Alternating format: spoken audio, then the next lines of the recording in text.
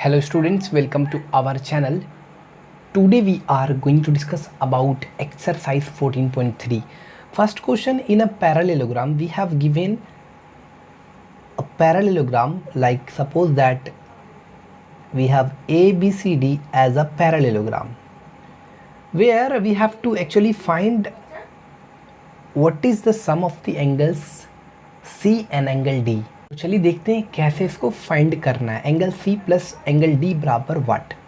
तो ये हमारा पैरेललोग्राम है स्टूडेंट्स, यानी पैरेललोग्राम का आपको पता है कि अपोजिट जो साइड्स होते हैं वो पैरेलल होते हैं and opposite side also equal होती हैं, और एंगल इसके आमने सामने यानी opposite angles are equal, we all know about. तो एंगल A बराबर angle B, we are talking about solution and we have to find angle C plus D, angle C plus angle D बराबर what. तो angle A बराबर angle C होगा, यहाँ पर opposite angles of a parallelogram are equal, and angle B बराबर होगा angle D। तो we know that angle A plus angle B plus angle C plus angle D बराबर 360 degree. आपका parallelogram भी तो एक क्वाड्रिलेटरल का ही तो टाइप है। तो क्या होता है, sum of interior angle of quadrilateral is 360 degree. तो यहाँ पर angle A plus angle B plus angle C plus angle D बराबर 360 डिग्री। अब यहाँ पर क्योंकि एंगल C और D का वैल्यू निकालना है, तो एंगल A की जगह हम एंगल A को रिप्लेस करेंगे एंगल C में, और एंगल B को एंगल D में।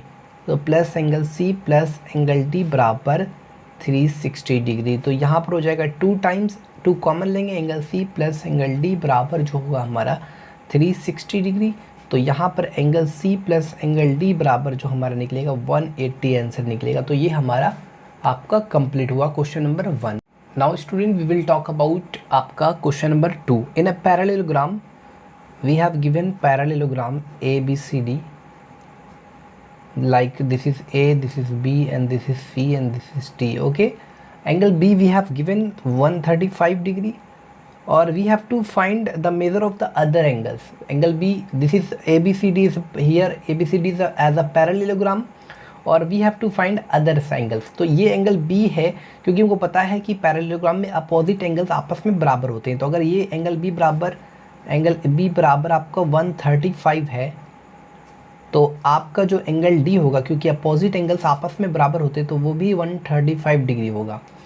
अब एंगल B और एंगल D ये दोनों एंगल इक्वल होते हैं, तो ये 135 तो ये भी 135। और मेरे को इसका वैल्यू चाहिए और इसका वैल्यू चाहिए, तो हमको पता है कि इन दोनों का सम 180 डिग्री होता है। Angle A plus angle B बराबर 180 degree. Sum of consecutive interior angle is 180 degree. तो एंगल B का वैल्यू यहाँ पर आपको है 135 डिग्री बराबर 180 डिग्री।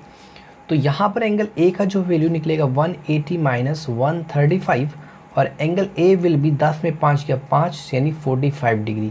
जब एंगल A बराबर 45 डिग्री निकला, तो एंगल A और एंगल C क्या अपोजिट एंगल्स हैं। अपोजिट एंगल क्या होता है, पैरेललोग्राम में बराबर होते हैं। तो एंगल C कितना होगा, वो भी आपका 45 डिग्री होगा। तो ये हमारा क्वेश्चन नंबर जो 2 है वो कंप्लीट हुआ। आई होप आपको समझ में आया। स्टूडेंट क्वेश्चन नंबर 3 में कह रहा है ABCD square AC and BD intersect at O, state the measure of angle AOB। देखो angle AOB will be 90 degree. Why, because जो स्क्वायर में जो डायगोनल्स होते हैं वो एक दूसरे को बाइसेक्ट करते हैं परपेंडिकुलरली एट 90 डिग्री पर बाइसेक्ट करते हैं, ठीक है। उसके बाद चौथा नंबर पे आते हैं। ABCD एक रेक्टेंगल है, तो we are just going to draw, we have rectangle ABC, और ABD बराबर, ABCD एक रेक्टेंगल है और ABD बराबर हमारा दिया 40 degree. This angle will be 40 degree we have given.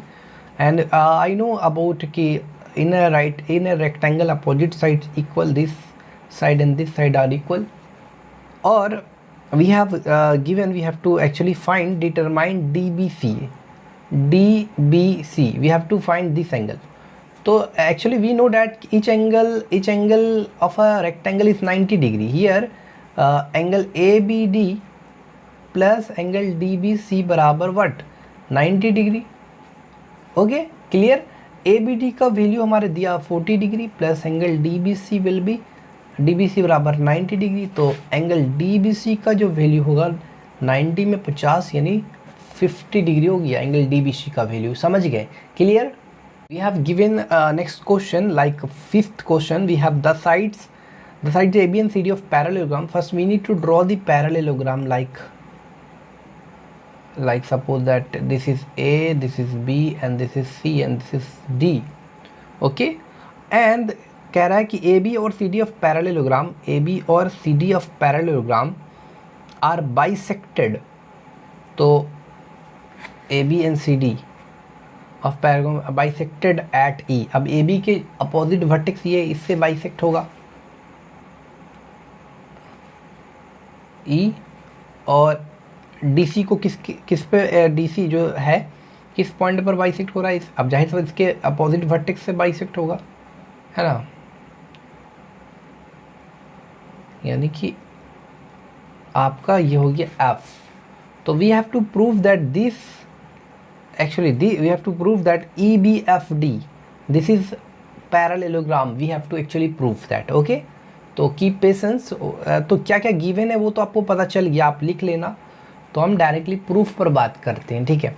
यहाँ पर अगर हम देखा जाए तो ये DC है ना कहीं पैरेलल है AB के. DC पैरेलल है AB के, क्योंकि आपका एक पैरेललोग्राम है ABCD, तो जाहिर सा बात है DC पैरेलल होगा AB के.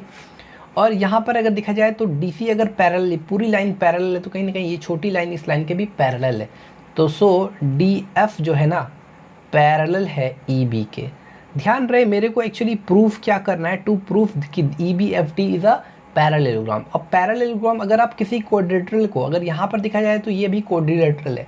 अगर हमने इस क्वाड्रिलेटरल में कोई एक पेयर और वन पेयर ऑफ साइड अगर हमने पैरेलल और इक्वल प्रूफ कर दिया तो ये क्वाड्रिलेटरल आपका पैरेललोग्राम कहलाएगा उसका केस पर, ठीक है? तो सबसे पहले हमने पैरेलल तो प्रूफ कर दिया, लेकिन इक्वल प्रूफ करना है. तो यहाँ पर देखा जाए तो ये इसको बाइसेक्ट कर रहा है, यानी कहीं ना कहीं DF बराबर है FC और AE बराबर है BE के.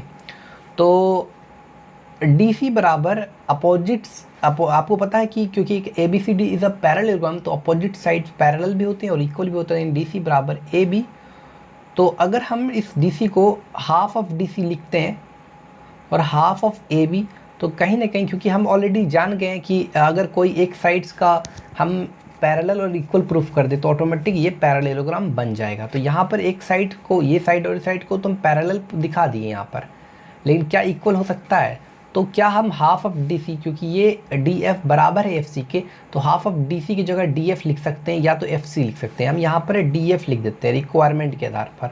हाफ ऑफ AB की जगह हम AE लिख सकते हैं, BE लिख सकते हैं. यहाँ पर हम BE लिख सकते हैं या EB. तो हमारा इसको 1 and 2, तो फ्रॉम 1 and 2 के ज़रिए से देखा जाता है. फ्रॉम 1 and 2 क्या हो रहा है? DF क्या मिल रहा है मेरे को? DF पैरेलल टू EB और दूसरा DF बराबर AB. तो इस केस पर क्या हो रहा है? सो ABCD नहीं, सो हमारा EBFD क्या होगा? EBFD is a parallelogram. तो ये हमारा हो गया. ये क्वेश्चन नंबर आपका 5th था. ओके, क्लियर तरीके से बन गया. Student, this is our question number 6. We have given P and Q are the point of trisection of the diagonal BD of parallelogram. ये एक पैरेललोग्राम है और ये इसका BD है, और ट्राइसेक्शन मतलब 3 सेक्शन है, ठीक है? P and Q are the point of trisection. तो यहाँ पर P डाला 1 सेक्शन हो गया, यहाँ पर Q डाला तो 2 सेक्शन और एक QD 3 सेक्शन हो गया टोटल. अब कह रहा है we have to prove that कि CQ is parallel to AP, यानी ये जो CQ देख रहे हो ये AP के पैरेलल, और prove also AC bisect PQ. AC bisect कर रहा है. इस पॉइंट को हमने मान लिया O, ताकि हमको आराम से, यानी कुल मिलाकर ये प्रूफ करना है PO बराबर OQ, ये भी प्रूफ करना है. तो मेरे को पता था कि डायगोनल ऑफ पैरेललोग्राम बाइसेक्ट तो करता है इच अदर. तो parallelogram diagonal of parallelogram bisect जब करता है तो कहीं ना कहीं AO बराबर OC और BO बराबर OD.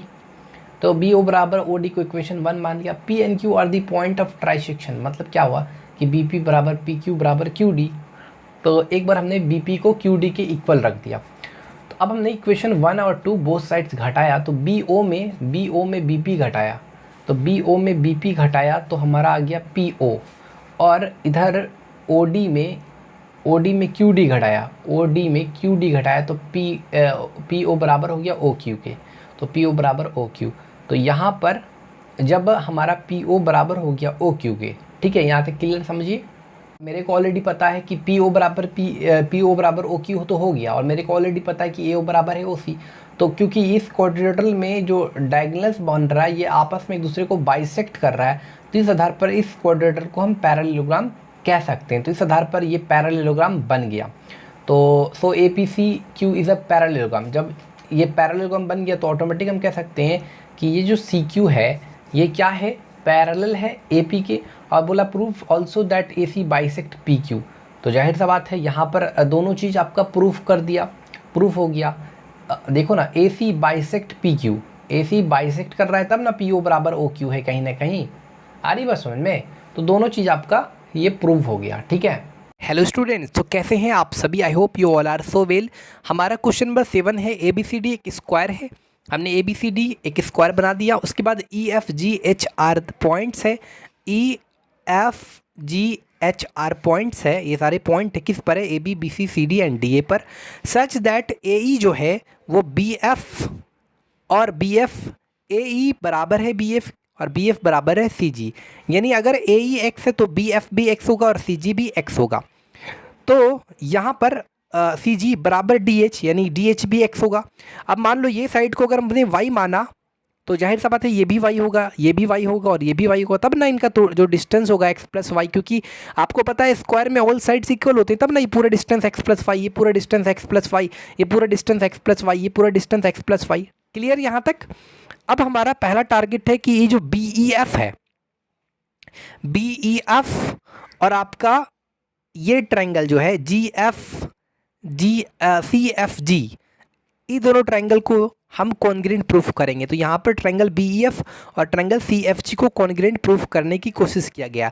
तो यहाँ पर बी ई जो है वो इक्वल है सी एफ के, और एंगल ये वाला एंगल और ये एंगल 90 डिग्री है, और बी एफ बराबर है सी जी के। तो इस आधार पर ये दोनों ट्रायंगल आपका कॉन्ग्रेंट प्रूव हो गया बाय सीपीसीटी। अब जब ये दो ट्रायंगल आपका कॉन्ग्रेंट प्रूव हो गया तो आप एक चीज़ आराम से कह सकते हो। क्या कह सकते हो?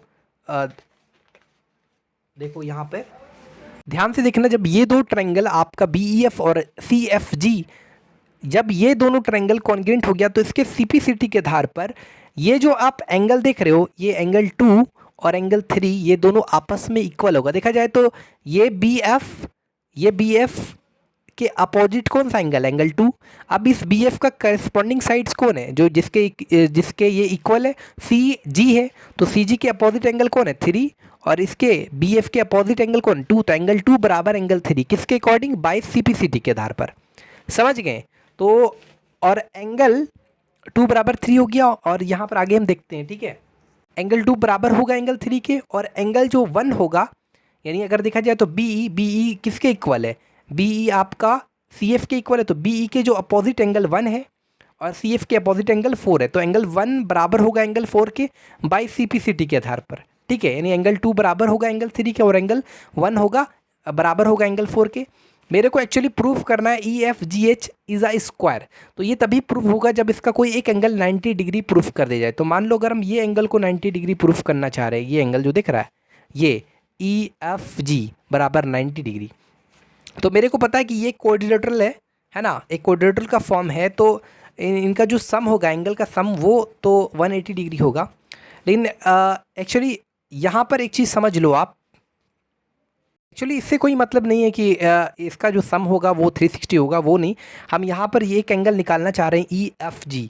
तो हम देख रहे हैं कि ये जो है ना लीनियर, मतलब एक रेखा पर ये एंगल, एक लाइन पर ये एंगल है, और लाइन पर जो एंगल बनेगा तो 180 डिग्री बनेगा। तो एंगल किसी तरह हम अगर एंगल 1 प्लस एंगल 3 पहले निकाल लेते हैं तो अब आराम से ये एंगल निकाल लेंगे, ठीक है। तो ये एंगल 90 डिग्री प्रूफ करने के लिए हमको कहीं ना कहीं एंगल 1 और एंगल 3 का भी वैल्यू 90 डिग्री प्रूफ करना पड़ेगा। तो यहाँ पर हम जानते हैं कि एंगल 1 + 2 + 3 + 4, एंगल 1 + 2 बराबर कितना होगा? अरे angle in triangle E B F में एंगल 1 + 2 बराबर 90 डिग्री, 180 में 90, और एंगल 3 + 4 बराबर 180 में 90, यानी एंगल 1 + 2 + 3 + 4 बराबर कितना? 90 × 2 यानी 180। अब एंगल जो आपका 2 है वो किसके इक्वल है? एंगल 3 के, और एंगल आपका 4 किसके इक्वल, एंगल 1 के, क्योंकि हमको यहाँ पर एक्चुअली फाइंड किसको करना है, एंगल 1 और 3। अगर हम एंगल 1 और 3 का जान जाएंगे तो ऑटोमेटिक ये एंगल भी निकल जाएगा। तो यहाँ पर इसलिए हमने एंगल 2 को रिप्लेस किया एंगल 3 में, क्योंकि एंगल 2 ऑलरेडी इक्वल है और एंगल 4 को 1 में। तो इनका सम आ गया 1, एंगल 1 प्लस 3 बराबर 90 डिग्री। एंगल 1 और 3 का 90 डिग्री आ गया, ये पूरा कितना एंगल है 180 डिग्री। तो जाहिर सा बात है ई एफ जी में 180 माइनस एंगल 1 प्लस एंगल 3, तो 180 माइनस एंगल 1 प्लस 3 का वैल्यू कितना 90। तो 180 माइनस 90, तो ई एफ जी का जो वैल्यू होगा एंगल ई एफ जी का वो 90 डिग्री होगा। तो इस आधार पर E F G H is a square, ये प्रूव हो गया। So E F G H is a square. Okay, तो स्टूडेंट ये हमारा क्वेश्चन नंबर आपका 8 है। और अकॉर्डिंग टू क्वेश्चन तो इस तरह का फिगर कुछ बनेगा। ये हमारा रोम्बस है, जिसमें रोम्बस में आपको पता है ऑल साइड इक्वल होता है और डायगोनल बाइसेक्ट करता है परपेंडिकुलर रूप में। उसके बाद जो ई ए है बराबर है ए बी, बराबर कुल मिलाकर ये जो साइड से आपस में इक्वल है। तो यहाँ पर in triangle B D E में देखा जाए तो बी डी और E, in triangle B D A में देखा जाए तो कहीं ना कहीं यहाँ पर A in triangle B D E, A और ओ, देखो ये ई ए बराबर है ए बी के और यहाँ पर डी ओ बराबर है ओ बी, कहीं ना कहीं ओ और ए मिड पॉइंट है। तो आप मान सकते हैं कि ए और ओ क्या है, क्योंकि ये आपस में इक्वल है, ई ए बराबर ए बी, तो जाहिर सा बात ए मिड पॉइंट है, डी ओ बराबर ओ बी, तो ओ मिड पॉइंट है। तो here A in triangle B D E में A and O are the mid points of E B and D B. So जब आपको पता है कि एक थ्योरम है हमारा कि अगर कोई ट्रायंगल है और ट्रायंगल में अगर कोई ट्रायंगल है, जैसे यहाँ पर डी बी ई ट्रायंगल है आपका, और इसमें आप देख सकते हैं कि इस पॉइंट को ज्वाइन किया गया है। ठीक है, ध्यान से देखो, इस पॉइंट को ज्वाइन, इस मिड पॉइंट को यहाँ पर आप देख सकते हैं। अगर कोई ट्रायंगल में मिड पॉइंट को ज्वाइन करने वाले जो लाइन होते हैं, अगर ये लाइन मिड पॉइंट को ज्वाइन कर रहा है तो ये लाइन पैरेलल होगा इस थर्ड लाइन के, जो हमारा थर्ड लाइन है। कोई भी समझ लो, अगर किसी ट्रायंगल में कोई भी दो साइड्स के मिड पॉइंट को ज्वाइन करने वाले लाइन हमेशा क्या होता है, अगर मिड पॉइंट को ज्वाइन कर रहा है वो लाइन, तो हमेशा थर्ड साइड के पैरेलल होगा और साथ में आपका उसका हाफ होगा। यहाँ पर जो आपका जो ए होगा वो एक्चुअली पैरेलल होगा डी ई के, क्योंकि यहाँ पर ए एंड ओ क्या है, मिड पॉइंट को ज्वाइन करने वाली लाइन है, तो इसलिए ये और ये पैरेलल होगा, वही चीज़ है। उसके बाद कहीं ना कहीं जब आप ध्यान दोगे तो ए ओ पैरेलल है डी ई के, तो कहीं ना कहीं ये पूरा लाइन भी पैरेलल होगा। अब ये पूरा जब लाइन और ये पूरा लाइन आपस में पैरेलल है तो ये छोटी लाइन, अब मेरा टारगेट क्या है कि 90 डिग्री है और मेरे को एक्चुअली प्रूफ क्या करना है कि आपको बोल रहा है कि ई डी और सी एफ को एक्सटेंड किया गया है, और जो एक्सटेंड जिस पॉइंट पर मिला है, जो एक्सटेंड करने के बाद यहाँ पर पॉइंट पर मिला है, तो आपको प्रूफ करना है कि वो 90 डिग्री बना रहा है वहाँ पर, मतलब ये मिट कर रहा है एट 90 डिग्री पर। तो अगर हम इस डी ओ सी जी को अगर किसी तरह से पैरेललोग्राम प्रूफ कर दें तो अपोजिट एंगल ऑटोमेटिक बराबर हो जाएगा, ये 90 है तो ये भी 90 हो जाएगा। तो हमारा मेन टारगेट यही है। तो यहाँ पर ओ ए पैरेलल है डी ई के, तो कहीं ना कहीं पूरा ओ ए पैरेलल है आपका डी ई के, कहीं ना कहीं ए सी पूरा पैरेलल है आपका जी ई के, और कहीं ना कहीं ये छोटी लाइन ओ सी भी पैरेलल है डी जी के। वही चीज़ यहाँ पर हमने लिखा, इसको इक्वेशन 1 मान लिया। अब हम in triangle C F A में लिए, तो सी एफ ए में यहाँ ओ और बी मिड पॉइंट है, आप देख सकते हैं। तो यहाँ पर B and O are the mid points of A F and A C. तो यहाँ पर इसलिए बी ओ क्या होगा, पैरेलल हो जाएगा सी एफ के। अब ये बी ओ पैरेलल है सी एफ के, तो ये पूरी लाइन बी डी पैरेलल होगा जी एफ के। अब जब ये पूरी लाइन पैरेलल है इस लाइन के, तो छोटी लाइन भी पैरेलल होगा, कहीं ना कहीं डी ओ पैरेलल जी सी। अब ये साइड और ये साइड पैरेलल, ये आपका प्रूव हो गया, और ये साइड पैरेलल प्रूव हो गया, यानी ये कुल मिलाकर एक पैरेललोग्राम बन गया। तो फ्रॉम 1 एंड आपका 2 से, फ्रॉम 1 एंड 2 से ये क्या बन गया, एक पैरेललोग्राम बन गया। अब जब ये पैरेललोग्राम बन गया तो ये एंगल डी ओ सी 90 है, तो जाहिर सा बात है ये एंगल भी 90 होगा, तो प्रूव हो गया ये हमारा। ठीक है, question number 8 is completed. Student ये हमारा क्वेश्चन नंबर 9 है, कह रहा है कि ए बी सी डी एक पैरेललोग्राम है और ए डी जो है, ए डी को बढ़ाया गया है ई तक, और आपका जो डी ई है वो डी सी के इक्वल है, और ई सी प्रोड्यूस यहाँ से इसी प्रोड्यूस और ए बी प्रोड्यूस एफ ये ज्वाइन कर गया है। ठीक है, और आपको एक्चुअली प्रूफ करना है बी एफ बराबर बी सी। तो हमने यहाँ पर क्या किया, जो दिया हुआ था पहले लिख लिया है, पहले तो प्रूफ स्टार्ट कर दिया हमने, और यहाँ पर गिवन भी लिख लेना आप। तो इन ट्रायंगल डी सी में डी ई जो है डी सी के बराबर है, डी ई डी सी के बराबर है, तो इसलिए एंगल 1 एंगल 2 के बराबर होगा, क्योंकि आपको पता है opposite angles to equal side are always equal. तो यहाँ पर एंगल 1 बराबर हो गया एंगल 2 के। अब यहाँ पर डी सी जो है वो पैरेलल होगा ए बी के, क्योंकि आप पैरेललोग्राम है तो डी सी क्या है, पैरेलल है ए बी के, ठीक है। तो देखा जाए जब ये डी सी पैरेलल है ए बी के, तो कहीं ना कहीं डी सी पैरेलल है ए एफ के भी, तो एंगल 2 बराबर होगा एंगल एफ 4 के, एंगल 2 बराबर होगा एंगल 4 के, यानी बाई करस्पॉन्डिंग एंगल्स है ये सारा। अरे देखो ना, ये डी सी और ए एफ पैरेलल है, और ये लाइन अगर मान लो ट्रांसवर्सल लाइन है, तो ये एंगल और ये एंगल आपस में इक्वल होंगे। तो इस आधार पर हमने इक्वेशन 1 में ये आ गया और इक्वेशन 2 में ये आ गया, एंगल 2 बराबर 4। तो फ्रॉम 1 एंड 2 से हम कह सकते हैं कि एंगल 1 कहीं ना कहीं एंगल 4 के बराबर है। तो एंगल 1 जब 4 के बराबर हो जाएगा, यानी ये पूरा साइड, ये एंगल और ये एंगल इक्वल हो जाएगा, तो ये साइड्स और ये साइड ए ई बराबर होगा ए एफ के, तो ए ई बराबर होगा एफ के। अब ए ई बराबर क्या लिख सकते हैं, ए डी प्लस टी, और इस तरह से A B plus B F, A B बराबर है डी ई के, ए बी बराबर है आपका डी ई के, क्लियरली देख सकते हैं, क्योंकि ए बी अगर डी सी के बराबर है तो कहीं ना कहीं ए बी डी ई के भी बराबर होगा। तो डी ई डी कैंसिल हो गया और बी सी बराबर बी एफ प्रूव हो गया। आई होप आपको समझ में आया। वीडियो अच्छी लगी तो चैनल को सब्सक्राइब करो, बेल आइकन को प्रेस करो, ताकि आने वाला वीडियो का अपडेट आप तक जल्द पहुंच सके। Thanks for watching this video.